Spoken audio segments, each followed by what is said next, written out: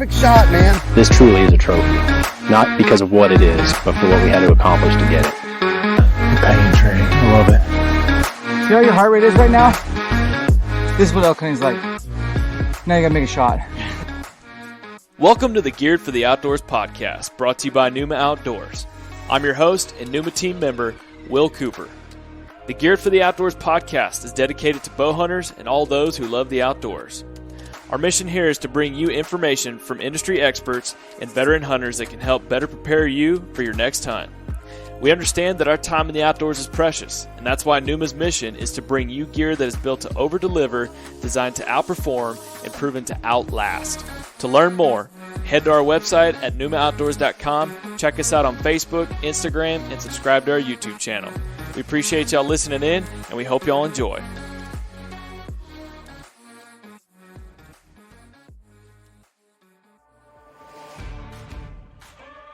All right, y'all, we want to welcome y'all back to another episode of the Geared for the Outdoors podcast, and today we're bringing on somebody that we met this past summer through Total Archery Challenge, and that's Cody Younciak. Now, Cody, welcome to the podcast. We want to thank you for coming on, and real quick before we get diving into things, let's give the viewers a 30,000-foot view of who you are.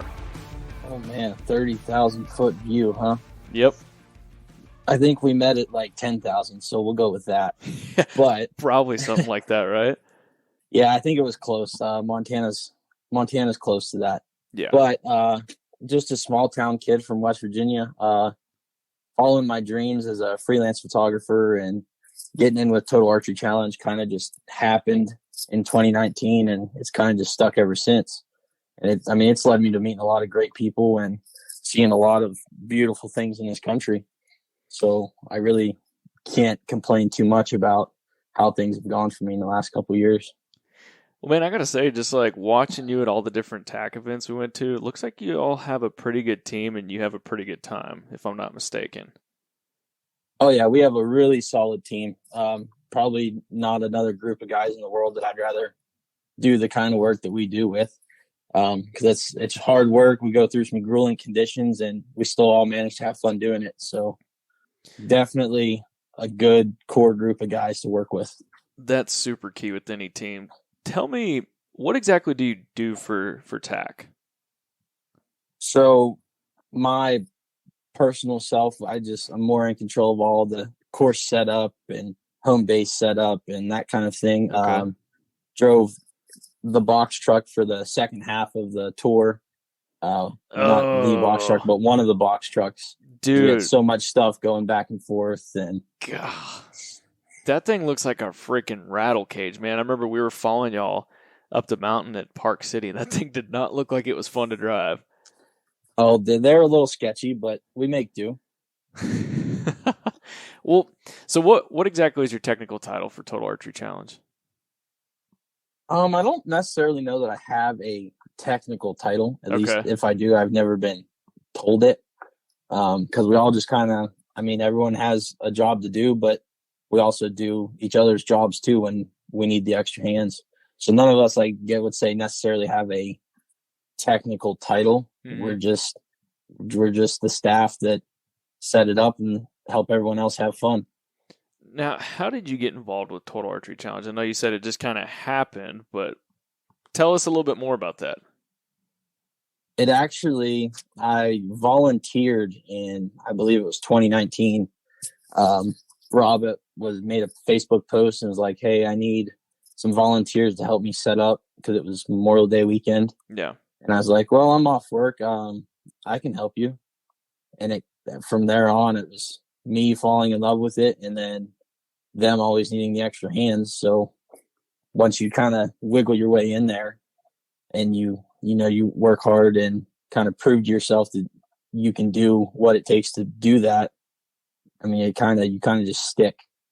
And like I said, they always need the extra hands. There's so much that goes into those events. Extra hands are always needed, especially on teardown days and during those back-to-back-to-back events. There's no such thing as too many hands. Dude, I don't know how y'all did that. It was hard enough for us to get to 3 events back to back to back, but I don't know how the heck y'all did it. Just getting everything there from the targets. Y'all had that, I think it was a Polaris Ranger with the antlers on the front. And then y'all are also taking other vendors' booths across the nation. I mean, is that pretty stressful? Yeah, it's definitely extremely stressful, especially when the semi doesn't always show up on time. Oh, gosh. But we still manage to do what we got to do to get it done. I mean, it's just like I think it was the Park City event. We had Park City where we had 6 courses and had to tear down and be set up by Friday for Snowbird. How far away was that? That was crazy. Snowbird's only about 30 minutes, 40 minutes from Park City. Okay, so not too bad. So, yeah, it wasn't bad, but we had to fight the storms and everything else that happened while we were at Park City, and it was chaotic, it was crazy, but we got it done. Dude, I remember that storm at Park City. That thing, I don't know how many vendors' booths that thing took down that weekend, but it was insane when that thing rolled in after the first day. Oh, yeah. It was, I mean, a few vendors, we lost them because of that, but somehow multiple vendors made it through that storm and stuck it out for the rest of the weekend, and ended up being a great weekend, even with all the weather. Dude, we somehow made it. We were up there at the top. I don't know how in the world our booth made it, but it freaking made it. I think yours was one of the only ones that didn't move at all. I think so. It moved a couple inches, but that was about it. I'm going to attest that to the display that we had. I mean, you saw like the metal and wooden shelves that we had in there. So I'm going to say that if it wasn't for that, our booth might have flown away. It's highly possible. Yeah. I know a lot of them did. Like Furloughs went flying, Hoyt went flying. Mm-hmm. It was just one after the other. PSE even had bows hanging from their tent, and it blew their tent over. Oh, geez. That's not good. Now, man, how old are you again? 23. 23. Let's tell a question I get asked a lot on social media is, how can I get in the outdoor industry? I want to work in the outdoor industry. And for somebody that's your age, you know, did you go to college? I went to college to be a diesel mechanic, actually. Did you graduate, or you said, nah, I'm going to do tack? No, I graduated from there. I did it. I did mechanicking for about 5 years. Okay. And then once you kind of realize the wear and tear that it does to your body and things like that, it's like, man, there's got to be something else. Okay. But I had already kind of gotten into the photography thing, trying to do like my own YouTube channel and whatnot. And it wasn't really working, but I fell in love with the camera work. Mm-hmm. So I decided to do the film the hunt courses. And it kind of just took me to the next level of getting into the industry. And then the TAC events help because you meet a lot of people. Oh, yeah. And it was just one thing after the other that flowed. And finally I was able to take the next step and just do it all the time. Man, all right. So that's where I kind of want to get into this. You know, like I was saying a little bit earlier, is I get asked all the time on social media, or, you know, people hit up the Numa page, my personal page, or I get just asked in person, is how can I get a job in the outdoor industry? And I think for somebody at your age, you single or you got a girlfriend? No, I'm single. Okay. So I would imagine that if you had a girlfriend, that your job would be pretty tough as much as you're on the road for Total Archery Challenge, right? It would definitely make it a little bit harder, but hopefully she'd be on board with it. Kind of would just roll with the punches with me. Hey, then that's a keeper. That's a keeper then. But what I want to ask you is, for somebody that's your age, either fresh out of college or they might be making a career change kind of like you did, why would you recommend your job, doing what you do for Total Archery Challenge and then having essentially your own side business with the photography? Why would you recommend that to somebody? Well, I'd recommend it to, I mean, if they're truly passionate about it, I'd recommend it to anybody because, I mean, how you can't get much happier. You can't be in a better place to where you want to be. Mm-hmm. And to see what you're going to see, like scenery wise, to meet the people you're going to meet. I mean, I don't know how I could not kind of persuade anyone that if you want to do it, I mean, you just have to do it. Yeah. There's no what ifs. There's no, but what if this happens, or how about this? And there's you can't make excuses. It's just one of those things. If you want to do it and you're absolutely 100% passionate about it, You have to do it. I'm right there with you, man. I'm right there with you. Because, I mean, I just thought about this, when you and I had kind of met and everything. It's like, I was like, man, okay, he's got to be younger than I am. I'm sure he's not about to be 30 like me. But if I was his age, a single dude, fresh out of college or trying to figure out, like, what direction I want to go, like, this would be such an awesome job. I mean, because y'all get to travel all around the country. I mean, y'all are going from places like Colorado, Montana, Utah, Vermont, Michigan, Pennsylvania, Texas, more and more and more. And I just see that's like, that would be a pretty freaking awesome job to have. Like, yeah, there's probably some long hours, plenty of miles put on the road, but to me, I feel like that would be a pretty sick job to have. Am I wrong? You're definitely not wrong. It is probably one of the best jobs to have. But at the same time, I mean, you have to be able to handle a lot of adversity. You have to be mentally tough. There's a lot that goes into it when you add the early mornings right into late nights into another early morning. I mean, it'll drain you mentally, physically, in every way, shape, and form it can.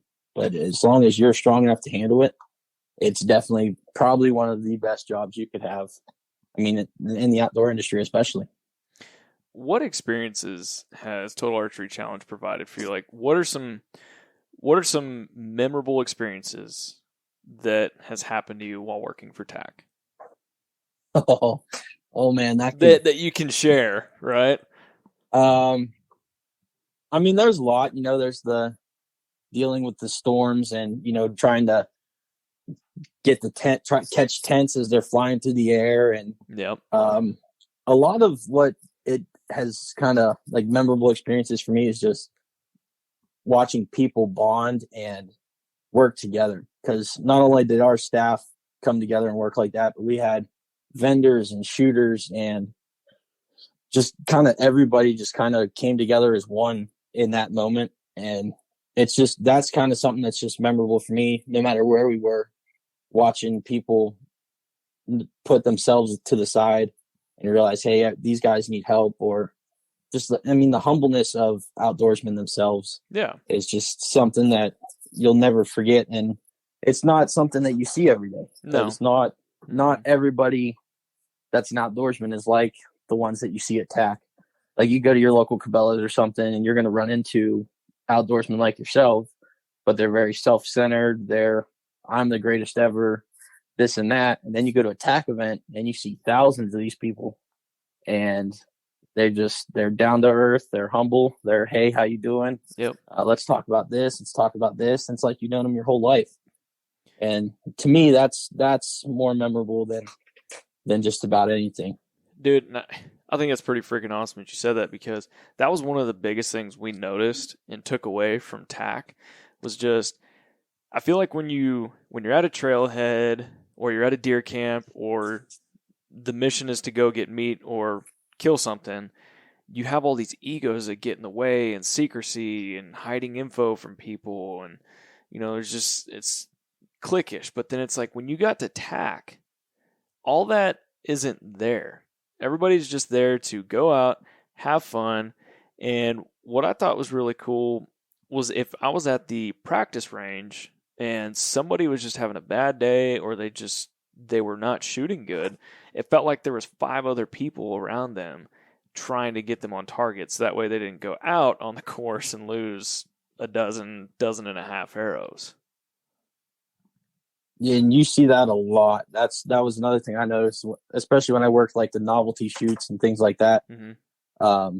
I got to really watch the people and watch them all come together. And when guys are shooting for the truck or shooting for the Kafaru shot or the Africa hunt, I mean, everyone stood around and watched you, but nobody wasn't like they were talking crap if you missed or kind of haggling you so that you did miss. Everyone was like, come on, man, you got it. You can do this. It's only 111 yards. It's no big deal. Yeah, no big deal. Like everybody was your support system. Yeah. I loved seeing that, man. It's like everybody, I mean, there were some people that had egos. I mean, it's going to happen, but I felt like it's also part of the industry. I mean, you're going to have the ego guys. Yeah, 100%. But I felt like ballpark number, I would say 90, 95% of people that were at TAC left that in the parking lot? I'd say you've got a pretty accurate number there. Yeah, because I'm sure there's more guys that have a bigger ego than what we think, but they know coming into that event, like, put that aside because this is an equal playing field for everybody. Yeah, 100%. What, dude, tell me what has been the best memory that TAC's provided to you? I'm putting I'm gonna say I'm putting you on the spot here, man.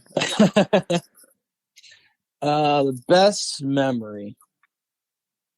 Now you're gonna make me run through a lot of days and a lot of hours. A lot of nights. Oh yeah, a lot of long nights at that. Probably riding around, just taking pictures of everything. Interacting with like shooters outside of the event and just riding around taking pictures of scenery. Yeah. Me and Patrick did it. I think it was South Dakota. And that's just something that we didn't get to do very often with how jam-packed we were working and everything. But anytime that we had free time like that, we would all kind of slow down and relax with each other and have a good time. And those were some of the probably some of my best memories. The best parts. There was probably that one. And we went fishing, I think it was in PA, and that was a really good time too. That sounds like fun. It turned into a really big competition. It was a lot of fun. What, did the whole team get to go? Yeah, we all went. Patrick took his fly rod, and then I think Sean and Frank went at it with their spinning rods. Patrick kind of put them all to shame in numbers, but I think Frank caught the biggest fish. Sheesh. So, talking about all the good, what would you say has either been, I don't want to get you in trouble with Sean or anything with this question, but what has probably been not necessarily the worst part about TAC, but the toughest part about Total Archery Challenge? The toughest part's definitely getting out of bed in the morning. That's any time, man. Once you get to be my age, wait till you turn 30, man. Things tend to crack just a little bit more. Yeah. I mean, not that you kind of, but, by the end of the week, or especially when Sunday hits and it's cleanup day. Oh, heck yeah. It's always harder to get out of bed because you know what's coming later that night. Yep. But you also know you got to do it. I mean, even like the labor, I wouldn't even consider that the worst part because although those targets are heavy and carrying them up and down hills isn't, the most fun thing to do. Yeah. I still would say that the whole getting out of bed on Sunday mornings was probably one of the hardest things. Dude, I bet like if I just went and worked for y'all for like a summer come September for elk season or even high country mule deer, those mountains, they ain't got nothing on you after working at TAC for a summer. I bet you're in some pristine shape. Yeah, it definitely puts you in some of probably the best shape you'll ever be in. I went down, I think, 2 pant sizes doing it, and it was it's something it's a workout you're not going to get at the gym. Yeah, I agree. Like, it works out muscles that you probably don't even know that you had. Dude, I 100% agree. I mean, like, I worked out as much as I could before I went on my elk hunt. I mean, I spent the better part of 3 weeks up in Colorado at least 9,000 or above. And, the first 3-4 days, you're really just kind of acclimating, getting your butt kicked. But then after that, it's like you put on miles each day. It's like, crap, I feel like I'm probably in the best shape of my life. And I come back down to sea level, and it's like, shoot, I feel like I'm a college track athlete again, man. Yeah, and that's after just 3 days of just being there. Yeah. I mean, that's 6 months of, like 4 months of doing it every day. By the time hunting season rolls around, it's like second nature. You don't even realize you're at the elevation that you are. Oh, heck yeah. And then I bet it's just a little bit easier to get out of bed for hunting season, isn't it? Oh, yeah. 100%. Well, man, I want to talk about, so we've talked about TAC for a little bit, but I really wanted to kind of dive into what you're doing from the photography and just social media side of things. Tell me how you got into that. I see you've got your own Instagram page called Fields to Mountains Media, correct? Yep. So tell me how and what drove you to pick up a camera. So it all started back, I want to say sophomore year of high school, maybe. You Okay. know, me and my buddies, we were huge bass fishermen. So it was Ah, always, dude, let's do a YouTube channel, this and that. you're speaking my language, And man. yeah, that was kind of our life in high school. Between football and everything else, I didn't have much time for anything else. So fishing took up a lot of it. But we were like, man, let's start a YouTube channel. And we had all these big ideas, but no one ever moved forward with it. So I was like, well, I'll do it. You know, I'll give it a shot. Mm-hmm. So that's what I did. And that's kind of how it all started. I was just doing my own thing. And the more I kind of self-filmed myself in the woods, hunting whitetails, I was like, man, this is hard. I don't know if I can keep doing this. But I fell in love with capturing the moment side, the photography and the videography, and even the editing. I was like, this is why I keep doing this. And it just kind of grew on me. And as my gear got better and kind of got more into it, then it kind of clicked, like, you know, you could really do this for a living. And that kind of made me want to push even harder. And I talked to Jordan Susswitz from Become One, and he kind of convinced me to go to the Film the Hunt schools. And obviously funding's hard sometimes when you're in my shoes, but I was like, dude, as soon as I can afford it, I'm in, blah, blah, blah. And I think it was last year is when I took the courses, and I have absolutely no regrets on taking them.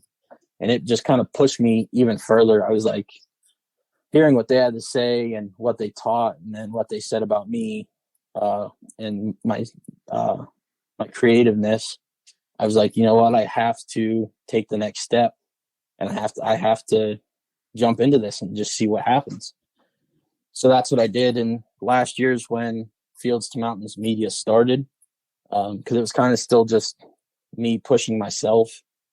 But I had talked to a few people and realized that needed to change a little bit. So that's how Fields to Mountains Media was born.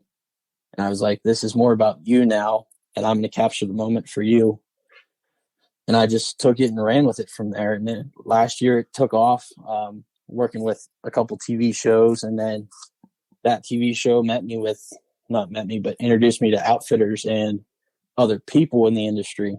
So now I'm branching out even more. Then you do a full year with Total Archery Challenge.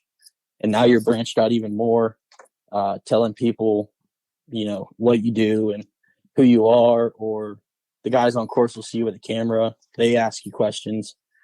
And then you meet guys like John Dudley and Caleb Copeland, and you just kind of keep expanding from there, and you just start growing. And that's probably one of the biggest things about this industry is your ability to talk to people and interact and kind of spread your wings. Because, I mean, a lot of people that do what I do, they're kind of low key.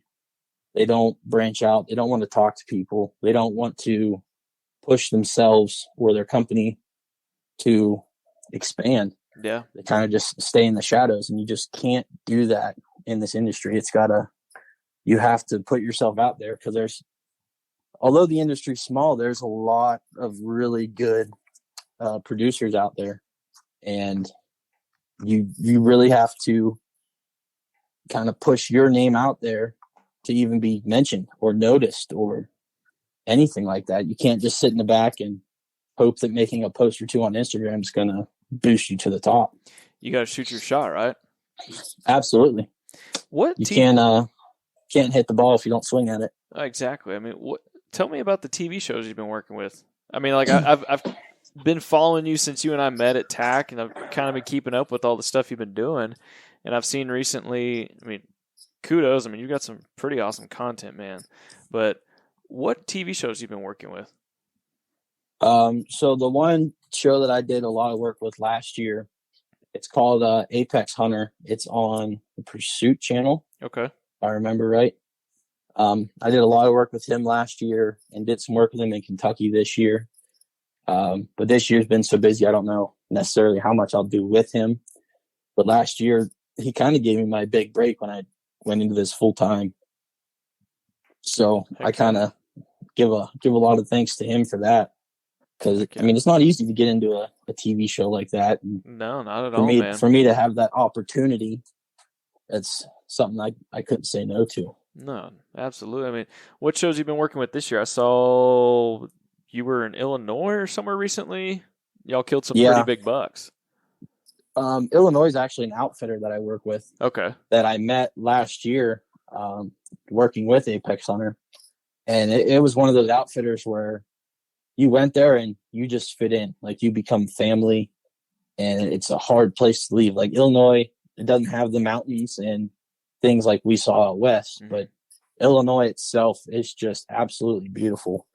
The one brother, he was in the airborne, the 82nd Infantry, and he told the guys over there, he was like, I'm from God's country, and they didn't believe him. And now that I'm out there, I'm like, I can 100% see why you call this God's country. Because this is absolutely gorgeous. Is that Pike County? No, this is Henderson County. Say Pike County's on my bucket list one of these days. Yeah, my dad's actually going there in November. He's got a hunt in Pike County. Oh, heck yeah, man. So I want to come back. A minute ago, we were talking about shooting your shot, taking chances, and I'm going to kind of come back to the whole thing of getting into the industry, because I feel like there's a lot of young people your age, kind of between your age and my age, that they have this common misconception that, oh, I've got this degree, I went to school and got this business and marketing degree, I want to go be a marketing manager for a brand, or I want to go film for this TV show like you're doing. But I think you kind of explained it really well, is you got your foot in the door and essentially you started at the bottom of the totem pole, but you worked your way up, you taught yourself, you learned, and now you're really starting to make a name for yourself. And I think one of the common misconceptions is that people think that they can just come in and immediately be there, when, yes, the outdoor industry is small, but you have to make a name for yourself. Wouldn't you agree? Absolutely. There's no, this industry is difficult. There is no coming right in and going straight to the top. It's just not possible to do that. You're going to have to fight and claw your way up there, and you got to be willing to do it. It's going to be just like Total Archery Challenge. It's going to be late nights, early mornings. You're going to be grinding constantly, and you're probably going to do some things that you really don't want to do at first, but you got to do what you have to do to get your name out there. 100%. I mean, I can say that from my personal experience. I mean, I started straight out of college as a camera guy for a TV show, and basically working as a guide on a ranch out in kind of the Southwest Texas area. We had about 20,000 acres that, yeah, it was cool. We're getting to film TV shows for people that were coming in from Yamaha, Garmin, and all these other places. But what they don't see are those long hours that I'm having to put in. Like, okay, yeah, we're going hunting at 5:30 in the morning, heading to the stand, but I got to be up at 3 o'clock to turn the generator on for deer camp because we didn't have power out there yet. And we're having to get breakfast ready, having to gas up UTVs or ATVs to get it ready for the clients. Then I got to make sure all my camera gear is ready. Then I got to get together with the ranch manager, the boss man himself, and talk where we're going to take these people. And I mean, I'm basically up from 3 a.m. to midnight doing this, and it's grunt work, man. It's tough. So I definitely understand the whole tax side of stuff too.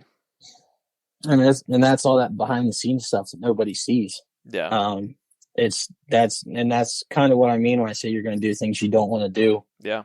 Because as a producer, you're going to do that. You're going to film all day. Then at night, you got to organize all your files. You have to move them off your SD cards. You want to get them on the hard drives. Yep. You have batteries to charge, lenses to clean. Plus, you're going to eat. You're going to try to mingle a little bit. By the time you're done doing everything, most people will be in bed. You'll be the last one awake. Then you're going to be the first one up, getting sunrise shots, getting all your gear packed to head to the stand or to the blind. And it's basically the same thing you just said about the guiding side of it. It all kind of correlates with each other. Yeah, because, again, you got the golden hour, too. I mean, you're essentially trying to put a show together or an episode together in your head while you're trying to create all this content, right? Yep. I mean, you're probably editing in your head as you're filming. So you have multiple ideas running through your mind and you're just trying to make them all work. What are some, I mean, have you gotten to work with any brands yet? Or has it just strictly been the TV show? What have you done so far? Not really any brands yet. I'm working on it. I've got a few that I talk to kind of on the daily. Cool. But none that I'm like officially working with yet.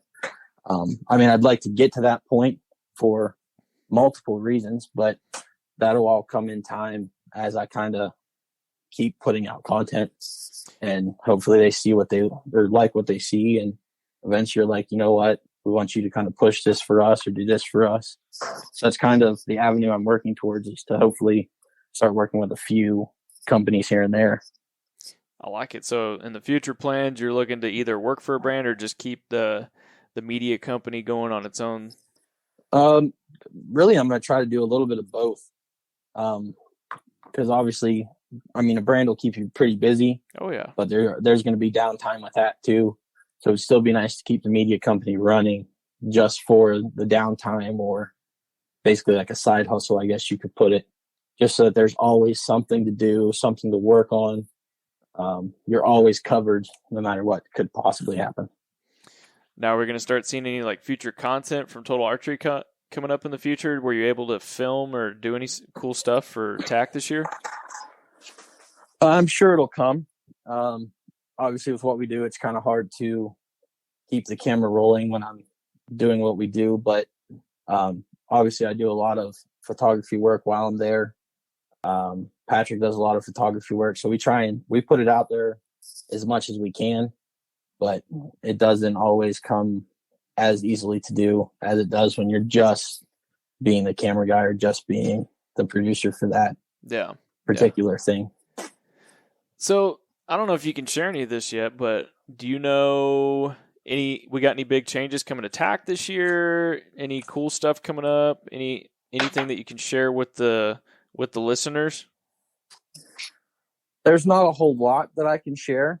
I can say there's going to be, if things work out, there's the possibility for some new venues, but that's also a possibility every year. You never know really where we're going to be, but we have talked about it and looked at it, and there's always the possibility we're going to be adding a few, and extending the tour. So that kind of gives you something to look forward to.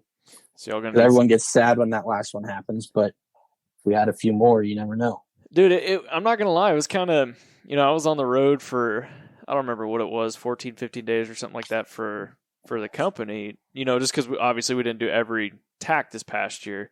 But I got to say, man, like when we got to that last one that we were doing with y'all, it's kind of like I got used to seeing you guys and Sean coming by the dang booth every day, checking, saying, hey, y'all need anything? But I got used to that, seeing all these faces from all the different vendors. And it's kind of like there's this TAC family. Everybody may work for a different company, but it's kind of like everybody gets to know each other pretty well. And I got to say, man, Park City was our last one. And when that came to a close, it's like, damn, man, this is actually kind of sad. Like, this has been a lot of fun. Like, yeah, sure, I've been away from the family, missed the family, but man, this is fun. Like, I'm going to miss this TAC family. You know what I'm saying? Yeah. And then it's a really long wait till next year starts. So I definitely feel what you feel when that last one was over. It's kind of like, man, I'm glad to get a break, but I kind of don't want to quit doing this. So, I mean, did you ever come home at all during any of these events, or you were on the road from, let's see, what was the first one? Texas in April? Yeah, Texas was in April, and then the last one was Vermont there in August. I did go home in between the first 3 or 4. Yeah, because we had that week break. Yeah. But once the South Dakota event hit, I never went home again after that until after Snowbird. Gosh. So, I mean, do you have your own apartment? You living at home? What does that look like for you? No, I bought a house here a few years ago, so Sheesh. I have my own place out here. It kind of just sat empty for the time span we were out there, but it was nice to come home to it. You got people that come by and watch the house for you? Yeah, my parents live right down the road, so it's pretty convenient I was gonna that they're ask. able to keep up on that with me. I was gonna ask about that. Like that was kind of one of the questions that was in my head. Like thinking about all the staff for Total Archery Channel. Like, how in the heck do y'all stay on the road for this long? Like, do y'all have a staff that rotates in, or it's everybody? Like every event we went to, it was these same faces, these same folks. It's like, God, they're on the road for this long. How do they do it? Yeah, it's the same 6 of us all the time, and then there's a few events where some of the local people come and help. Okay. I mean, they're a huge help whenever they do come and kick in. Okay. But for the most part, there was 6 or 7 of us core guys that were responsible for it all, and we kicked ass and got it done. So when was the inaugural year for Total Archery Challenge? Was it 18 or 17? I can't remember Okay. completely. So were you a part of TAC yet when COVID hit? I was kind of there, kind of not. I was going to be full-time last year, but once COVID hit and kind of postponed everything, I couldn't really leave my job to just sit on the couch and hope that we got to do the tour. Yeah. So I kept working, but I did go to Michigan last year for one COVID event. And it was weird. Was it? We managed and we got it done. So comparing that to what you saw this year, where everything was essentially open back up for the most part, what was that like? I mean, what was the expansion, the growth, the blow up? I mean, was that pretty tremendous, would you say? Oh, yeah. It was extremely tremendous. Was people tired of being kept basically in captivity in their house. And, yep. I mean, everyone just wanted to be outside. They wanted to be back doing what they love to do. What would you say this next year, 2022, is going to look like? Do you think we're going to see similar numbers, or you think we're going to see it grow even more? I mean, since we have a cap on amount of shooters we let on the mountain, you're going to see some similar numbers. Some events are going to grow where we have the room to grow them. Yeah. And then, I mean, you're going to have a few where you might see a dip in the number because maybe just anything could happen there. But for the most part, you're going to see the pretty similar numbers, and some events you're going to see more because if we add in more vendors, or, you take a place we had only 4 courses and you add a 5th course, now you're going to have more openings for more shooters, which brings in more people. And it's like a snowball effect, essentially. Yeah. Do you think y'all are going to expand more events into 4-day events? Do you think Sean will change that up to that? It's definitely possible if we get the amount of shooters that it takes to need the 4-day event. Yeah. But as of right now, I'd say maybe one of them will end up being another 4-day shoot. But for the most part, they're probably gonna stay the way they are until certain events reach the numbers that would push them to a 4-day event. Yeah. Well, man, I think we got enough about TAC. I want to talk a little bit more about you. Let's talk what kind of hunts you got coming up. You got any cool hunts coming up? Any cool TV shows that you're going to be filming the rest of the season? What does your fall and winter look like?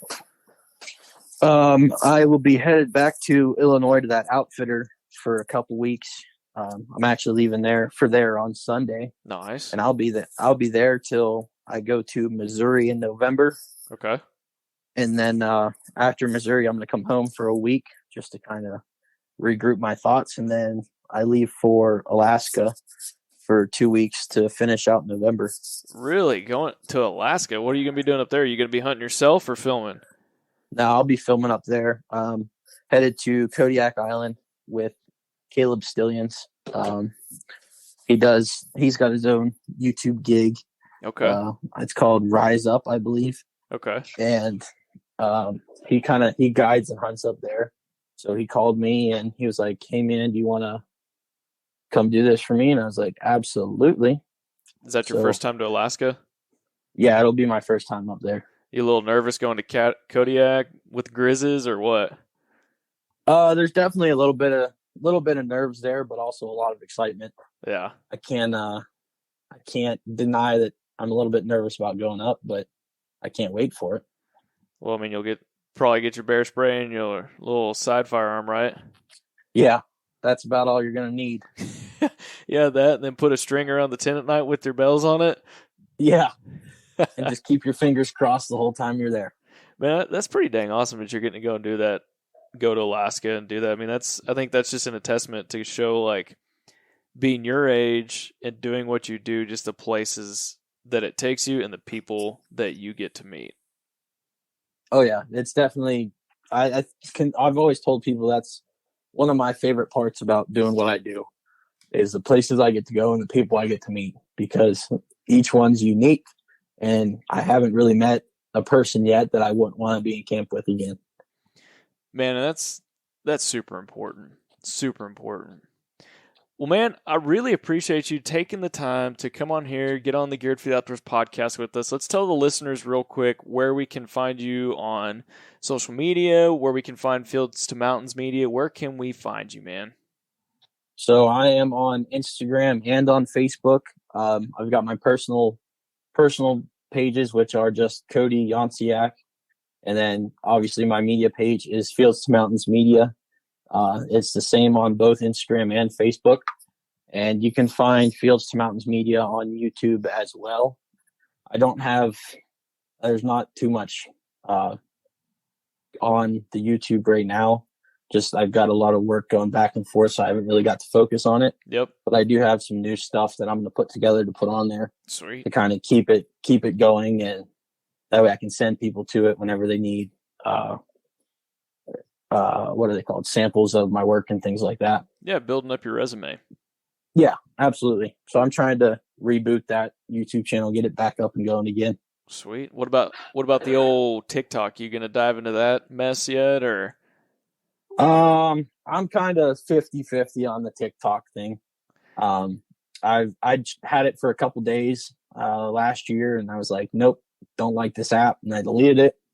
But now that I see what it does for some people, I'm like, maybe I should re-download the app.